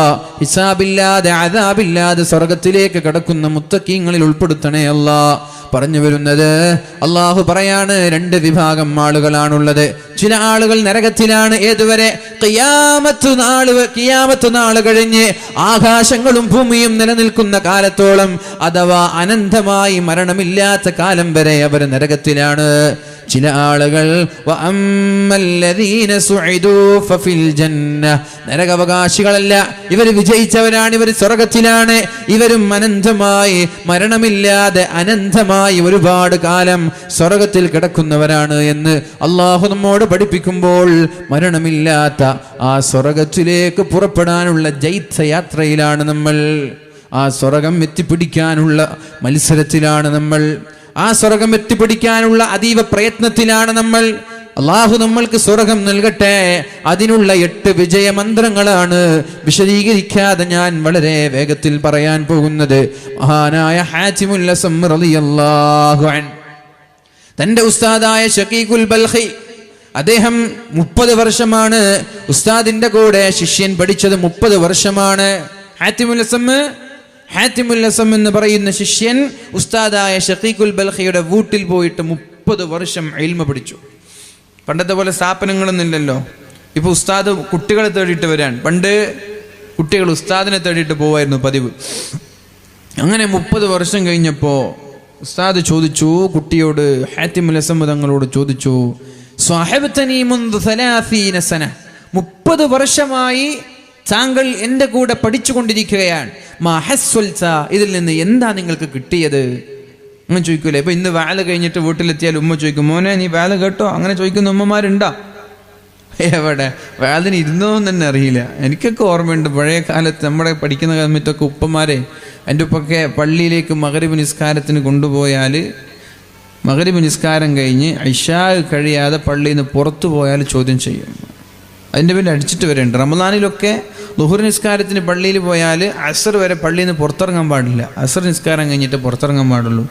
ഒരു ദിവസം അങ്ങനെ ഇറങ്ങി മെല്ലെ വന്നപ്പോൾ ഉപ്പ ഞാനറിയാതെ പിന്നാലെ വന്നിട്ട് എവിടെയൊക്കെ പോകുന്നത്. ഇതൊക്കെ ചെയ്യേണ്ട ഒരു വിഷയം. നമ്മൾ ഇത്രയും സൂക്ഷ്മമായി മക്കളെ നിരീക്ഷിച്ച് പഠിപ്പിക്കേണ്ടതുണ്ട്. ഇല്ലെങ്കിൽ പിന്നെ ഉപ്പ ഉമ്മ ആവുന്നതിൽ അർത്ഥമില്ലല്ലോ. അപ്പോൾ ഇവിടെ എൻ്റെ മക്കൾ ഇവിടെ വാല് കേട്ടിട്ടുണ്ടോ എന്ന് വരെ പല ഉമ്മമാർക്കറിയില്ല, പല ഉപ്പമാർക്കറിയില്ല. എൻ്റെ മക്കൾ ഇവിടെ ഉണ്ടോ, വന്നിട്ടുണ്ടോ, അല്ല വീട്ടിലാണോ, അല്ല ക്ലബിലാണോ, അല്ല അങ്ങാടിയിലാണോ എന്ന് വരെ നോക്കൂല. ഇപ്പോഴും നോക്കൂല. എൻ്റെ മകൻ വന്നിട്ടുണ്ടോ ഒന്നും ചോദിക്കൂല. ഇനി വീട്ടിലെത്തി നേരെ പോവും, ഭക്ഷണം കഴിക്കാനുണ്ടെങ്കിൽ കഴിക്കും, കഴിച്ചിട്ട് കിടന്നുറങ്ങും. മക്കൾ വീട്ടിൽ വന്നോ അതും അറിയില്ല. ഇതൊക്കെ മാറണം മുഅ്മിനീങ്ങളെ. ചെറിയൊരു ശ്രദ്ധ നമ്മുടെ മക്കളിൽ ഉണ്ടാവണം. ഞാനൊരു കാര്യം പറയട്ടെ. കാസർഗോഡ് ജില്ലയിൽ കാഞ്ഞങ്ങാടിൽ ഒരു വലിയൊരു ഉറൂസ് നടക്കുന്ന ഒരു സ്ഥലത്ത് ഒരു RSSകാരൻ പർദ്ദയിട്ട് സ്ത്രീകളുടെ സദസ്സിലേക്ക് വന്നൊരു സംഭവം ഒരാഴ്ച മുമ്പ് നടക്കുകയുണ്ടായി. പർദ്ദയിട്ടിട്ട് പെണ്ണുങ്ങളെ ഭാഗത്തേക്ക് ഒരു RSSകാരൻ, എൻ്റെ സുഹൃത്താണ് ആളെ പിടിച്ചത്. ഇങ്ങനെ നടക്കാണ്, പർദ്ദയിട്ടിട്ട് ഇങ്ങനെ നടക്കാണ്. നടത്തത്തിൽ എന്തോ ഒരു പന്തികേട് തോന്നിയപ്പോൾ പിന്നാലെ ഫോളോ ചെയ്തു. ആണ് നടക്കുന്ന പെണ്ണ് നടക്കുന്നൊരു വ്യത്യാസമില്ലേ? ആണ് മസിൽ പിടിച്ച് നടക്കും, പെണ്ണ് കൊഞ്ചി നടക്കൂലേ? അപ്പോൾ എന്തൊരു വ്യത്യാസം തോന്നിയിട്ട് അങ്ങനെ ഫോളോ ചെയ്തു. സ്ത്രീകളുടെ ഭാഗത്തേക്ക് കയറി. സ്ത്രീകളുടെ ഭാഗത്തേക്ക് കയറിയപ്പോൾ ഇവൻ്റെ പരിചയമുള്ള സഹോദരന്മാരൊക്കെ വിളിച്ചൊന്ന് നോട്ട് ചെയ്യാൻ പറഞ്ഞു. ശിവർക്കൊന്നും ഇതിൽ സംശയം തോന്നിയില്ല. ശിവനിങ്ങനെ സംശയമുണ്ട്. കുറേ നേരം നോക്കിയപ്പോൾ അതേ പെണ്ണ് ഇങ്ങനെ പുറത്തു വരുന്ന കണ്ടപ്പോൾ ഫോളോ ചെയ്തു. ബാക്കിൽ ഒരാളുണ്ട് എന്നറിഞ്ഞപ്പോൾ സ്പീഡ് കൂട്ടി. പേര് ചോദിച്ചു. കൃത്രിമമായ ശബ്ദത്തിൽ എന്തോ പറഞ്ഞു. കൈ പിടിക്കുമ്പോൾ കൈ തട്ടുമ്പോൾ ആണിൻ്റെ കൈയും പെണ്ണിൻ്റെ കൈയും കണ്ടാൽ അറിയില്ലേ? പർദ്ദ വലിച്ചൂരി നോക്കുമ്പോൾ നല്ല മീശക്കുള്ള നല്ലൊരു ചെറുപ്പക്കാരൻ. കയ്യൊറയുണ്ട്, മുഖം മറച്ചിട്ടുണ്ട്, പർദ്ദ ഇട്ടിട്ട് ഒരാഴ്ച മുമ്പ് ഒരു ഉറൂസിൽ പങ്കെടുത്താണ്. എന്തിനു വന്നതാ? എന്തിനായിരിക്കും? പെണ്ണിൻ്റെ വേഷം കെട്ടി ഉറൂസിൻ്റെ വേദിയിൽ വന്നിട്ട് താൻ ഇഷ്ടപ്പെടുന്ന കാമുകിക്ക് ഫോൺ ചെയ്യാം, അതാ ഞാനിവിടെ ഉണ്ട്, ഇവിടെ വാന്ന്. എന്നിട്ട് പെണ്ണെന്തെയും വന്നിട്ട് അവിടെ ഇവൻ്റെ കൂടെ ഇരുന്നിട്ട് കസേരയിൽ വാല് കഴിയുന്നത് വരെ സംസാരിച്ചാൽ ഇപ്പുറത്തുള്ള ഉമ്മാക്കറിയോ ഇത് RSSകാരനാണ്, ഇത് കാമുകനാണെന്ന് ഉമ്മാക്കറിയോ? ഇല്ല. ഉമ്മ എന്താ വിചാരിക്കുക? ഇത് സ്കൂളിൽ പഠിക്കുന്ന ഏതെങ്കിലും ചങ്ങാതി ആയിരിക്കും, അല്ലെങ്കിൽ നാട്ടിലുള്ള ഏതെങ്കിലും ചങ്ങാതി ആയിരിക്കും. 2 മണിക്കൂർ ഇവർ കയ്യും പിടിച്ചിട്ട് ഇവിടെ നടന്നു, അങ്ങാടിയിൽ നടന്നു, പുറത്ത് നടന്നു. ഇനി ഏതെങ്കിലും വീട്ടിലേക്ക് കയറിപ്പോയാലും ഏതെങ്കിലും ആരും കാണാത്ത സ്ഥലത്തെത്തിയാൽ ആരെങ്കിലും സംശയിക്കും, രണ്ടാളും പെണ്ണല്ലേ? ഇതൊക്കെ നടക്കുകയാണ്. ശ്രദ്ധിക്കണം, വല്ലാതെ ശ്രദ്ധിക്കണം. വാലിനൊക്കെ വരുമ്പോൾ മക്കളൊക്കെ തനിച്ചാക്കി വീട്ടിലിട്ട് വരരുത്. വാലിന് വരുമ്പോൾ ഒരു വലിയൊരു വാലിൻ്റെ സദസ്സിലേക്ക് വരുമ്പോൾ ഒരു പെണ്ണ് പറഞ്ഞത്രേ, ഞാൻ വരുന്നില്ല, എനിക്ക് പഠിക്കാനുണ്ട്. ഉപ്പ അത് കേട്ടിട്ട് ഉപ്പയും ബാക്കിയുള്ള ആളുകളൊക്കെ വാതിന് വന്നു.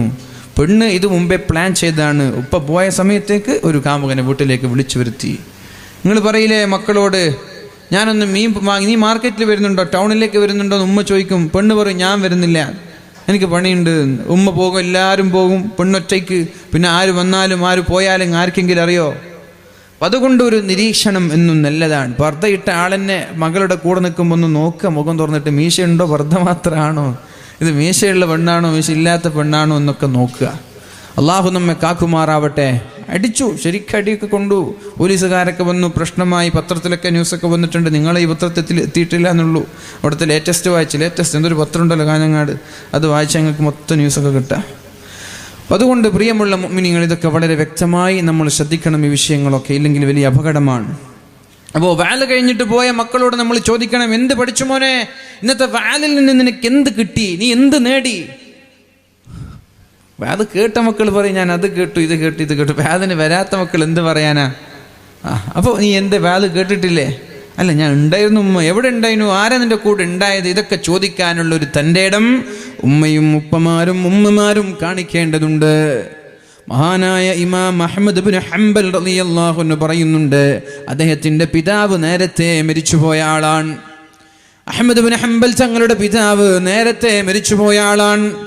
ഉമ്മ വളരെ നേരത്തെ ഉണർന്ന് വെള്ളം ചൂടാക്കുമത്രേ.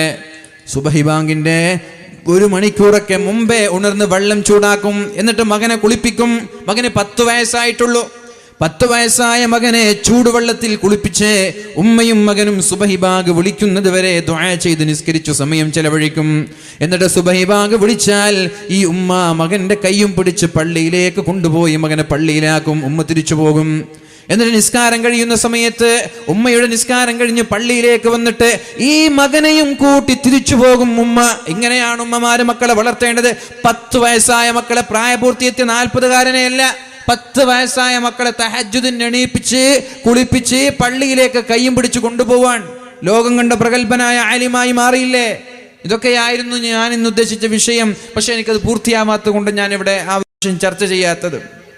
ഏതായാലും പ്രിയപ്പെട്ട മുഅ്മിനീങ്ങളോട് പറയാനുള്ളത്, മഹാനായ ഹാത്തിമുൽ അസ്മ തങ്ങളോട് ചോദിക്കുകയാണ്, 30 വർഷക്കാലം പഠിച്ച് എന്താണ് നീ നേടിയത്? ഹാത്തിമുൽ അസ്മ തങ്ങൾ പറഞ്ഞു, 8 കാര്യം ഞാൻ പഠിച്ചു. ഏതൊക്കെയാണത്? അപ്പോഴാണ് ഉസ്താദിനോട് ശിഷ്യൻ പറഞ്ഞു കൊടുക്കാൻ തുടങ്ങിയത്, ഉസ്താദേ, ഞാൻ ഇവിടെ നിന്ന് നിങ്ങളുടെ ഭാഗത്ത് നിന്ന് ഞാൻ നേടിയ കാര്യത്തിൽ ഒന്നാമത്തേത്, ഞാൻ ജനങ്ങളെ എല്ലാവരെയും ശ്രദ്ധിക്കുകയുണ്ടായി, എല്ലാ ആളുകളെയും ഞാൻ നിരീക്ഷിക്കുകയുണ്ടായി. അപ്പോൾ എനിക്ക് മനസ്സിലായി, എല്ലാവർക്കും ഒരു സ്നേഹിതനുണ്ട്, ഒരു ചങ്ങാതിയുണ്ട്, അടുത്ത ഫ്രണ്ടുണ്ട്, സുഹൃത്തുക്കളുണ്ട് എന്നെനിക്ക് മനസ്സിലായി. പക്ഷേ എല്ലാ ചങ്ങാതിമാരും മരണം വരെയാണ് കൂടെ ഉണ്ടാവുക, അല്ലെ? മരണം വരെയല്ലേ നമ്മുടെ ചങ്ങാതിമാരൊക്കെ കൂടെ ഉണ്ടാവുക. എത്ര ബെസ്റ്റ് ഫ്രണ്ടാണെന്ന് പറഞ്ഞാലും, ഞാൻ ജീവൻ കൊടുക്കുന്നൊക്കെ പറഞ്ഞാലും, മരിച്ചാൽ പിന്നെ നമ്മളെ കൂടെ അവരുണ്ടാവൂല. ചില ചങ്ങാതിമാര് നമ്മുടെ ജനാസ ചുമന്നിട്ട് ഖബറിലേക്ക് കടന്നു വരും. ഖബർ വരെ ഒരുപടി മണ്ണ് വാരി നമ്മളിലേക്ക് എറിയും. മിൻഹാ ഖലഖ്നാകും, ഇതിൽ നിന്നാണ് ഞാൻ നിന്നെ സൃഷ്ടിച്ചത്. വഫീഹാ നുഈദുകും, ഇതിലേക്കാണ് ഞാൻ നിങ്ങളെ മടക്കുന്നത്. വമിൻഹാ നുഖ്രിജുകും താറതൻ ഉഖ്റാ, ഇനി ഞാൻ നിങ്ങളെ വീണ്ടും കൊണ്ടുപോകുന്നത് ഇതേ മണ്ണിൽ നിന്നാണ്. ഇത് പറഞ്ഞ് ഒരുപടി മണ്ണ് വാരി ഏത് വലിയ ചങ്ങാതിയാണെങ്കിലും തിരിച്ചു പോവാൻ, ഭാര്യ ഇല്ല, മക്കൾ, മാതാപിതാക്കൾ, കുടുംബക്കാർ, നാട്ടുകാർ, അവരെല്ലാവരും ഖബർ വരെ കടന്നു വന്ന് നേരെ തിരിച്ചു പോവുകയാണ്. ഈ ചങ്ങാതിമാരുണ്ടായിട്ട് എനിക്കെന്തുപകാരം? ഈ ചങ്ങാതിമാരുണ്ടായിട്ട് എനിക്കെന്തുപകാരം? A friend in need is a friend indeed. നമ്മൾ പറയില്ലേ, നമ്മളെ ഉപകരിക്കുന്ന ചങ്ങാതിയാണ്, ആവശ്യത്തിന് കിട്ടുന്ന ചങ്ങാതിയാണ് യഥാർത്ഥ ചങ്ങാതി. വലിയ ചങ്ങാതിയൊക്കെ ആകും, ഫുഡൊക്കെ അടിക്കാൻ കൂടെ ഉണ്ടാകും. ഒന്ന് ഫോൺ വിളിച്ചിട്ട് ഒരു 1,00,000 രൂപ തരുമോ, 1,00,000 രൂപ തരുമെന്ന് വെച്ചാൽ പിന്നെ എന്താ എനിക്ക് കേട്ടിട്ടില്ല, റേഞ്ച് ഇല്ല എന്ന് പറഞ്ഞ് ഫോൺ കട്ട് ചെയ്യും. അങ്ങനെയല്ല കുറച്ച് ചങ്ങായിമാർ, പൈസ ഇങ്ങോട്ട് ചോദിക്കുമ്പോൾ റേഞ്ച് ഉണ്ടാവില്ല. അങ്ങനെ കുറച്ച് ചങ്ങായിമാരുണ്ട്. അപ്പം നമ്മൾക്ക് ഉപകാരത്തിന് കിട്ടാത്ത ചങ്ങാതിമാരെ കൊണ്ട് എന്ത് നേട്ടം? ചങ്ങാതിമാരാണെങ്കിൽ നമുക്ക് ഉപകാരം വേണ്ടേ? ദുനിയാവിൽ അവരെ കൊണ്ട് ഉപകാരം കിട്ടിയിട്ട് കാര്യമില്ല. എനിക്ക് ഉപകാരം വേണ്ടത് ആഖിറത്തിലാണ്. ഞാൻ ആലോചിച്ചു, എൻ്റെ കബറിടം വരെ വന്ന് തിരിച്ചു പോകുന്ന ചങ്ങാതിമാരുണ്ടായിട്ട് എനിക്കൊരു ഉപകാരമില്ല. അന്നു മുതൽ ഞാനൊരു തീരുമാനമെടുത്തോ, എനിക്ക് ചങ്ങാതി വേണ്ടത് ആരാരുമില്ലാതെ ഒറ്റയ്ക്ക് കിടക്കുന്ന എന്റെ കബറിടത്തിലേക്ക് വരുന്ന ചങ്ങാതിമാർ. എന്റെ കബറിടത്തിലേക്ക് ചങ്ങാതി വരണം. ആ ചങ്ങാതി ഉണ്ടെങ്കിൽ എനിക്ക് ഉപകാരമുള്ളൂ. ആ ചങ്ങാതി ആരാണ്? ഞാൻ ആലോചിക്കാൻ തുടങ്ങി. എന്റെ കബറിടത്തിൽ എന്റെ കൂടെ കിടക്കുന്ന ചങ്ങാതി ആര്? ഞാൻ ആലോചിക്കാൻ തുടങ്ങി. ഒറ്റയ്ക്ക് എനിക്ക് കിടക്കാൻ കഴിയില്ല. അപ്പോഴാണ് എനിക്ക് മനസ്സിലായത് സൽപ്രവർത്തനങ്ങളാണ് എന്റെ കൂടെ കബറിലേക്ക് വരുന്ന ചങ്ങാതിമാർ. വേറൊരാളും വരൂല. സൽപ്രവർത്തനങ്ങൾക്കല്ലാതെ വേറെ ഒരാൾക്കും എന്റെ കബറിടത്തിലേക്ക് കടന്നു വരാൻ കഴിയൂല എന്നെനിക്ക് മനസ്സിലായി. അപ്പൊ ഞാൻ എന്റെ കബറിടത്തിലേക്ക് വരുന്ന ചങ്ങാതിമാരെ ഞാൻ എന്റെ ഫ്രണ്ടാക്കി, എന്റെ ചങ്ങാതിയാക്കി, എന്റെ സ്നേഹിതനാക്കി. ആരൊക്കെയാണ് കബറിടത്തിലേക്ക് കടന്നു വരുന്ന ചങ്ങാതി? ആരൊക്കെയാണ്? മഹാനായ റസൂലുള്ളാഹി സ്വല്ലല്ലാഹു അലൈഹി വസല്ലമ തങ്ങൾ പറയാണ്, 4 കാര്യങ്ങൾ ചെയ്താൽ നിങ്ങൾക്ക് ഖബറിന്റെ അദാബിൽ നിന്ന് രക്ഷപ്പെടാം. 4 കാര്യങ്ങൾ ചെയ്താൽ ഖബറിന്റെ അദാബിൽ നിന്ന് രക്ഷപ്പെടാം. 4 കാര്യങ്ങൾ ചെയ്താൽ നിങ്ങളുടെ ഖബറിടം വിശാലമാകും, നിങ്ങളുടെ ഖബറിടം പ്രകാശിപ്പിക്കപ്പെടും. നിങ്ങളുടെ ഖബറിടത്തിന് വീടിനേക്കാളും വിശാലത, വീടിനേക്കാളും ഭംഗി, വീടിനേക്കാളും വെളിച്ചം, വീടിനേക്കാളും സൗകര്യം നിങ്ങളുടെ ഖബറിടമായി മാറും. വീടിനേക്കാളും സുഖമുണ്ടെങ്കിൽ വീടിനേക്കാളും നല്ലത് ഖബറല്ലയോ? അല്ലെ? നമ്മുടെ വീടിനേക്കാളും സുഖം ഖബറിലുണ്ടെങ്കിൽ വീടാ നല്ലത് ഖബറാണോ? ഏതാ നല്ലത്? ഖബറല്ലേ? അപ്പൊ ഖബറല്ലേ നല്ലത്? അങ്ങനെ പറഞ്ഞത്. അല്ലാഹുമ്മ അബ്ദിൽഹു ദാരൻ ഖൈറൻ മിൻ ദാരിഹി. അല്ലാഹുവേ, ഇയാളുടെ വീടിനേക്കാളും നല്ല ഒരു വീട് നീ നൽകണേ അല്ലാ. ഖബറിനെ പറഞ്ഞത്. അല്ലാഹുവേ, ഇയാളുടെ ഖബറിനെ ഇയാളുടെ വീടിനേക്കാളും നല്ല വീടാക്കി മാറ്റണേ അല്ലാ എന്ന് മയ്യിത്ത് നിസ്കാരത്തിൽ നമ്മൾ ദുആ ചെയ്യാറുണ്ട്. അപ്പോൾ 10,000 സ്ക്വയർ ഫീറ്റിന്റെ വീടെടുത്ത 2 കോടി 3-4 കോടിയൊക്കെ ചെലവഴിച്ച വീടാണ്. അവൻ നല്ല മുത്തഖിയാണെങ്കിൽ അവന്റെ 10,000 സ്ക്വയർ ഫീറ്റിനേക്കാളും വലുപ്പം അവന്റെ ഖബറുണ്ടാവും. അവന്റെ ഇവിടെയൊക്കെ ഒരു നമ്മള് ആർക്കിടെക്ചറൊക്കെ കൊണ്ടുവന്നു, എഞ്ചിനീയർമാരൊക്കെ കൊണ്ടുവന്നു, മനോഹരമാക്കുന്നതിനൊരു ലിമിറ്റില്ലേ? പൈസ എത്ര ഉണ്ടെങ്കിലും ഇത് ചെയ്യുന്നതിനൊരു ലിമിറ്റില്ലേ? ചെയ്യാൻ പറ്റുന്ന ആളുകൾക്കൊരു കഴിവിന്റെ ഒരു ലിമിറ്റില്ലേ? പക്ഷെ ഖബർ അങ്ങനെയല്ല. ഖബർ ഇവിടെ ചെയ്ത ഇന്റീരിയറിനേക്കാളും ഫർണിച്ചറുകളെക്കാളും ഇവിടെ എന്തൊക്കെ ചെയ്തിട്ടുണ്ട് അതിനേക്കാളൊക്കെ മനോഹരമാണ് അവിടെ നമ്മൾ വിചാരിച്ചത് അവിടെ ഉണ്ടാവുക. അപ്പോൾ എത്ര വലിയ കോടീശ്വരനാണ്, അത്രയും മനോഹരമായ വീട് കെട്ടിയിട്ട് അയാൾ മുത്തഖിയാണെങ്കിൽ ആ വീടിനേക്കാളും നല്ല വീട് ഖബറിലുണ്ടാകും. ഈ അടുത്തൊരു വലിയൊരു മുതലാളി ഒരു 15 കോടിയുടെ ഒരു വീടിൻ്റെ പ്ലാൻ കാണിച്ചു. 15 മാസം കൊണ്ട് ആ വീട് നിർമ്മിച്ചു കൊടുക്കണം എന്നതാണ് എഞ്ചിനീയറിന് കൊടുത്ത നിർദ്ദേശം. ഒരു ദിവസം വൈകിയ എഞ്ചിനീയറിന് ഫൈനാണ്. 15 മാസം എന്ന് പറഞ്ഞാൽ 1.5 വർഷം കൊണ്ട് ആ വീട് നിർമ്മിച്ച് കൊടുക്കണം. ഇപ്പോൾ തുടങ്ങിയിട്ടില്ല വീട്, ഇപ്പോൾ എടുത്തിട്ടാണ് കുറ്റിയിട്ടത്. വലിയൊരു മുതലാളിയാണ്, ഗൾഫിലൊക്കെ ഉള്ള പ്രവാസി ലോകത്തുള്ള. നമ്മളെ ഇവരുണ്ട്. നിങ്ങളെ ലത്തീഫ് സാഹിബ് ആരാണ്? നിങ്ങളാ മസ്കറ്റിൽ ടീ ടൈം ഒക്കെ അറിയില്ലേ?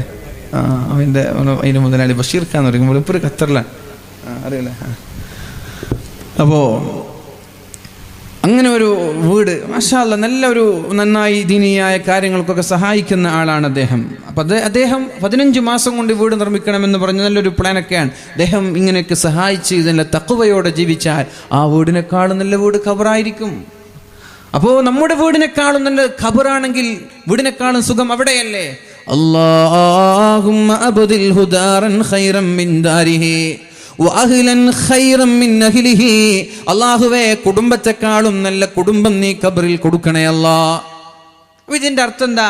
നമ്മുടെ കുടുംബത്തെക്കാളും നല്ല കുടുംബം ഖബറിൽ കിട്ടുമെന്നാണ്. അപ്പോൾ നമ്മുടെ കുടുംബത്തെക്കാളും നല്ല കുടുംബം ഖബറിലുണ്ടെങ്കിൽ പേടിക്കാനുണ്ടോ? ഒരു പേടിയില്ല. കാരണം ഇവിടത്തെക്കാളും രസം അവിടെയാണ്. തമാശകൾ പറയാ, ചങ്ങാതിമാര്, ഫാമിലി, ഫ്രണ്ട്സ് എല്ലാം അവിടെ ഉണ്ട്. ഇവിടെക്കാളും സുഖം അവിടെയാണ്. പിന്നെ പറയുന്നത് അല്ലാഹുവേ, ഭാര്യയെക്കാളും നല്ല ഭാര്യ അവിടെ കൊടുക്കണേ അല്ലാ. ഭാര്യയെക്കാളും നല്ല ഭാര്യ ഖബറിൽ കിട്ടിയാൽ സന്തോഷം തന്നെയല്ലേ? നാട്ടിൽ കിട്ടിയാലും സന്തോഷമാണ്. പിന്നെ ഖബറിൽ പറയണ്ടല്ലോ അല്ലേ? ഭാര്യയെക്കാളും നല്ല ഭാര്യ ഖബറിൽ കിട്ടി, അൽഹംദുലില്ലാ, വലിയ സന്തോഷമാണ്. ഇതിവളെ കൊണ്ട് തോറ്റുപോയി പഠിച്ചോനെ, എന്തൊരു എന്തെങ്കിലും ഒന്ന് പറഞ്ഞ അപ്പോഴേക്കും പരാതിയായിട്ട് വരും. ഇതേപോലെ ചിരിക്കണ്ട, ഭർത്താവിനെക്കാളും നല്ലൊരു ഭർത്താവും ഖബറിൽ കിട്ടുമെന്ന് പറഞ്ഞാൽ അവൾക്ക് ഖബറല്ലേ സുഖം. ചായക്ക് പഞ്ചസാര കുറഞ്ഞതിന്റെ പേരിൽ അവൾ ചീത്ത പറഞ്ഞത്. ഇസ്തിരി ഇട്ടപ്പോ അയൺ ചെയ്തപ്പോ ചുളിവ് നിവരാത്തതിന്റെ പേരിൽ ദേഷ്യപ്പെടുന്ന ഭർത്താക്കന്മാരില്ലേ? ഇവൾക്ക് ഇസ്തിരിട്ട് കൊടുക്കാൻ വല്ല കടമയും ബാധ്യതയുണ്ടോ? ഭർത്താവിന്റെ കുപ്പായം തേച്ചു കൊടുക്കാനൊന്നും ഇവളെ പണിയല്ല. ഭാര്യയുടെ ഡ്യൂട്ടിയല്ല. ഇവള് സ്നേഹം കൊണ്ട് ചെയ്തു കൊടുത്തതിൽ എന്തെങ്കിലും ഒരു കുറവ് വന്നാൽ അതിനെ പിടിച്ചിട്ട് ചീത്ത പറയുന്ന ആളുകളില്ലേ? അലക്കുമ്പോ കറ പോവാകാത്തതിന്റെ പേരിൽ ഇല്ലേ ചീത്ത പറയാറില്ലേ? അവൾക്ക് അതിന്റെ ആവശ്യമില്ല. ചോദിച്ചാൽ ക്യാഷ് കൊടുക്കേണ്ടവരാണ് ഭർത്താക്കന്മാർ. എന്ത് പേരിലാണ് നമ്മൾ ചീത്ത പറയാ? അപ്പൊ ഈ ചൊറ പിടിച്ചൊരു ഭർത്താവിനേക്കാൾ നല്ലൊരു ഭർത്താവ് കബറിൽ കൊടുക്കണേ അല്ലാ. അപ്പൊ കബറിൽ നമ്മുടെ ഭർത്താവിനേക്കാൾ നല്ല ഭർത്താവ് കിട്ടിയ കബറല്ലേ സുഖം? ഇയാളെ ചീത്ത കേൾക്കണോ? ഇയാളെ അങ്ങനെ കുരുട്ടു പിടിച്ച മുഖം കാണണോ? അല്ലേ? എന്തോ ഇങ്ങനെ തലയിൽ വെച്ച പോലെ ഭാരം പിടിച്ച മുഖം കാണണോ? വേണ്ട. അപ്പൊ അതാണ് സുഖം. അയൽവാസിയെക്കാളും നല്ല അയൽവാസിയെ നീ കബറിൽ കൊടുക്കണേ അല്ലാ. അപ്പൊ ഖബർ എങ്ങനെയായി? നല്ല അയൽവാസികൾ. ആ അയൽവാസികൾ ജീവിതത്തിൽ നമ്മൾ ദ്രോഹിക്കൂല. നല്ല കുടുംബക്കാർ, അവരൊരിക്കലും കുറ്റപ്പെടുത്തൂല. നല്ല ഭാര്യ, നല്ല ഭർത്താവ്, നല്ല വീട്. ഇങ്ങനെയായാ പിന്നെ നമ്മൾ എന്തിനാ ഖബറിനെ പഠിക്കുന്നത്? അല്ലാഹു ഇത്തരം ഒരു ഖബറാക്കി നമ്മുടെ ഖബറിടത്തെ മാറ്റിത്തരട്ടെ. അപ്പൊ ആമീൻ പറഞ്ഞാൽ പോരാ, ഇങ്ങനെ ഒരു ഖബറിടമാകാൻ 4 കാര്യങ്ങൾ ചെയ്യണമെന്ന് മുഹമ്മദുർ റസൂലുള്ളാഹി സ്വല്ലല്ലാഹു അലൈഹി വസല്ലം. ഏതാണ് ആ 4 കാര്യം? 1 ഖിറാഅത്തുൽ ഖുർആൻ, പരിശുദ്ധമായ ഖുർആൻ പാരായണം ചെയ്യണം. ഒരു ദിവസം ഒരു ജുസ് ഖുർആൻ ഓതുന്ന ആൾക്ക് ഇപ്പോൾ കേസസ് ഡെയിലി ഒരു ജുസ് ഓതുന്ന ആള് ഒരാളുള്ളൂ. 2 ജുസ് ഓതുന്ന ആരുണ്ടാ? 2 ജുസ് ഓതുന്ന ആളുണ്ടാ? ഇല്ല. അതിപ്പോൾ ഞാനേ ഉണ്ടാവും തോന്നുന്നുണ്ടല്ലേ? ആരുമില്ല. 2 ജുസ് ഓതുന്ന മാഷാ അല്ലാഹ് ഒരാളുണ്ട്. അൽഹംദുലില്ലാ. ഒരു ദിവസം 2 ജുസ് ഓതിയാൽ എത്രയായി? ഒരു മാസത്തിൽ 2 ഖത്സായില്ലേ? ഏത് സമയത്താണ് ഓതേണ്ടത്? നമുക്കെല്ലാവർക്കും തിരക്കാണ്. തിരക്കില്ലാത്തൊരു സമയത്ത് നമ്മൾക്ക് 2 ജുസ് ഓതി തീർക്കാൻ പറ്റും. അതേത് സമയം എന്നറിയോ? സുബഹി നിസ്കാരം കഴിഞ്ഞ് സൂര്യൻ ഉദിക്കുന്നത് വരെ ഒരു സമയമുണ്ട്, ഉറങ്ങാൻ പാടില്ലാത്ത സമയം. സുബഹി ബാങ്ക് 5:30 സുബഹി ബാങ്ക് കൊടുത്താൽ 5:45 നിസ്കരിച്ച് കഴിയും. വീട്ടിലാണെങ്കിൽ, പള്ളിയിലാണെങ്കിൽ ഒരു 10-15 മിനിറ്റ് കഴിഞ്ഞ് ഒരു 6 മണിയാകുമ്പോഴേക്ക് നിസ്കരിച്ച് കഴിയും. സുബഹി നിസ്കാരത്തിൻ്റെ ജമാഅത്ത് കഴിയും. പിന്നെ 1 മണിക്കൂർ 7 മണി വരെ സൂര്യൻ